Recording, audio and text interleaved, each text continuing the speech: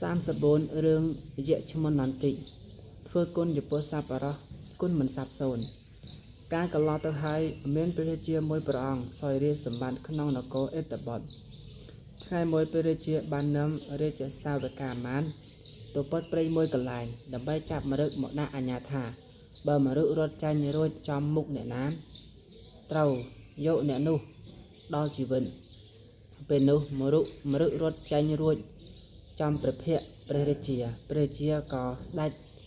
ដេញតាមមរឹកនោះចូលទៅក្នុងព្រៃជ្រៅឆ្ងាយដាច់ស្រយាលតែមួយព្រះអង្គឯងមរឹកគេចបាត់ទៅពុំអាចចាប់បានឡើយព្រះរាជាអស់សង្ឃឹមហើយស្ដេចយាងត្រឡប់មកវិញ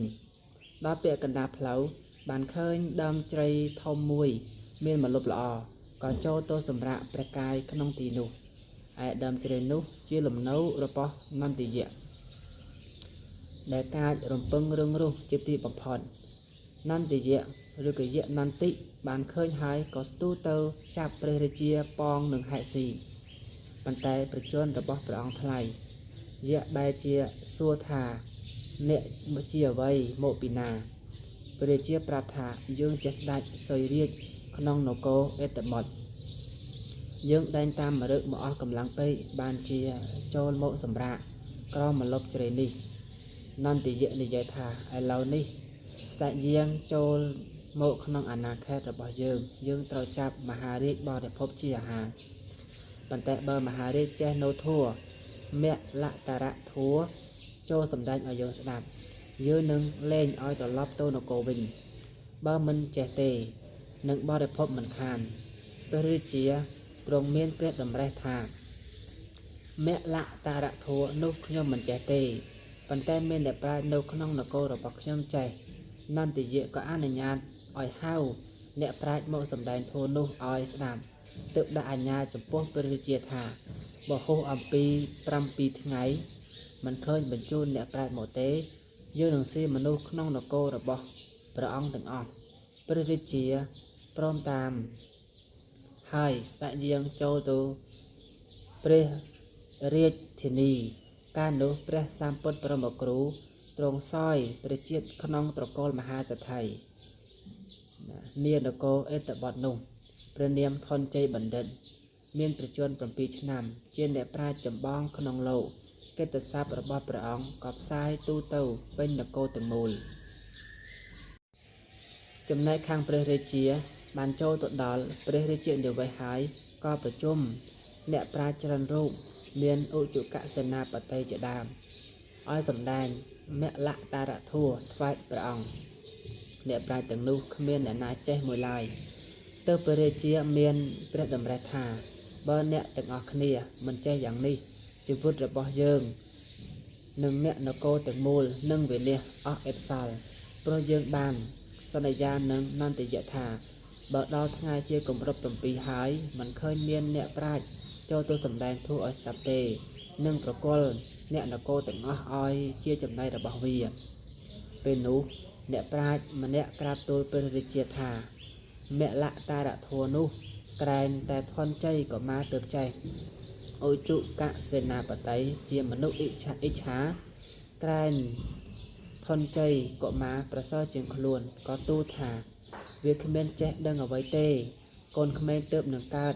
នៅធំក្លិនទឹកដោះពីមាត់នៅឡើយចាំខ្ញុំព្រះអង្គទៅរំពឹងរកមលតរៈធัวនោះថ្វាយកុំព្រួយបតៃឡើយឧជកសេនាបតីដេកគិតអស់7ថ្ងៃរកមលតរៈធัวមិនឃើញឡើយពេលថ្ងៃរសៀលបានឡើងទៅគល់ព្រះរាជាទូលថាបើពុទ្ធមហារាជមលតរៈធัวនោះខ្ញុំព្រះអង្គរកមិនឃើញទេព្រះរាជាទ្រង់ពិកោតជាខ្លាំងក៏ដាក់ទណ្ឌកម្មប្រើឲ្យទៅអញ្ជើញធនជ័យកុមារបានចូលគល់ព្រះរាជាតាមបញ្ជាព្រះរាជាបានឃើញធនជ័យកុមារហើយក៏ត្រាស់ហៅថាមហាបណ្ឌិតអ្នកជួយដោះទុកយើងផងអ្នកចេះសម្ដែងមលតរៈធัวទេឬត្បិតស្អែកនេះដល់កំណត់7ថ្ងៃហើយបើរកអ្នកប្រាជ្ញទៅសម្ដែងមលតរៈធัวឲ្យនន្ទយៈស្ដាប់មិនបានទេនគរយើងនឹងវិនាសឥតសល់ធនជ័យកុមារបានជ្រាបហើយទូលថាខ្ញុំព្រះអង្គចេះ មេលតារធัวសពគ្រប់ទាំងបល័យនិងសក្តីអត្តបាយសូមព្រះអង្គគំព្រួយប្រតិយឲ្យសោះសក្តីសុខសួស្តីនឹងមានដល់ព្រះអង្គដែលពិតព្រះពោធិសត្វក៏ចាត់ចែងរៀបដំណើរចេញទៅសម្ដែងមេលតារធัวឲ្យនន្ទយៈស្ដាប់នន្ទយៈស្ដាប់ហើយមានសក្តីជាថ្លាបានថ្វាយខ្លួនជាកូនសិស្សរបស់ធនជ័យកុមារហើយបានប្រាជ្ញានឹងធនជ័យកុមារថាបើលោកអាចារ្យមានទុកយ៉ាងណាគ្រាន់តែនឹកដល់ខ្ញុំនឹងទៅជួយដើម្បីតបឧបការៈគុណចំណែកខាងព្រះរាជាព្រមទាំងមហាជនបានឃើញនន្ទយៈគោរពកត់ខ្លាចធនជ័យកុមារដូច្នេះហើយក៏ឲ្យពោលសັບសាធុការបូជាដោយទ្រព្យសម្បត្តិជាច្រើនព្រះរាជាបានលើកធនជ័យកុមារហើយសូមធ្វើជាព្រះរាជបុត្របានចាត់ចែងសាងប្រាសាទឲ្យនៅជាសពផ្សេងផ្សានតមកឧចកសេនាបតីនឹកឃើញថាបើទុធនជ័យកុមារនេះឲ្យរស់នៅមុខតែបានឡើងជាអបរាជក្នុងវេលាឆាប់នេះពុកខានបើដូច្នេះគូអញទូលញុះញង់ឲ្យស្ដាយសម្លាប់ចោលចេញថ្ងៃមួយឧចកសេនាបតីចូលទទួលញុះញង់ព្រះរាជាឲ្យសម្លាប់មិនយូរប៉ុន្មានព្រះរាជាក៏ដោយតាមពាក្យឧចកសេនាបតីបានហៅធនជ័យកុមារឲ្យទៅប្រណាំងសេះជាមួយនឹងអ្នកប្រាជ្ញក្មេងៗ3នាក់មានអភបណ្ឌិតជាដើមបានកំណត់ទីប្រណាំងចម្ងាយ3យោជន៍សេះដែលលឿនមានតែ3ប្រគល់ឲ្យទៅអ្នកប្រាជ្ញ3នាក់ឯធនជ័យកុមារឲ្យរកសេះជិះខ្លួនឯងហើយទ្រង់ដាក់អាជ្ញាថាបើអ្នកណាឈ្នះគេ4ដងត្រូវបានកែវនី4ដុំឈ្នះ3ដងបាន3ដុំឈ្នះ2ដងបាន2ដុំឈ្នះ1ដងបាន1ដុំបើចាញ់នៅក្រោយគេបំផុតត្រូវសម្លាប់ចោលធនជ័យកុមារបានជ្រាបហេតុនោះសោកគ្រប់ហើយក្រាបទូលថាខ្ញុំព្រះអង្គរកសេះមិនបានទេទូលព្រះបង្គំនឹងរត់ប្រណាំងដោយកម្លាំងស្មង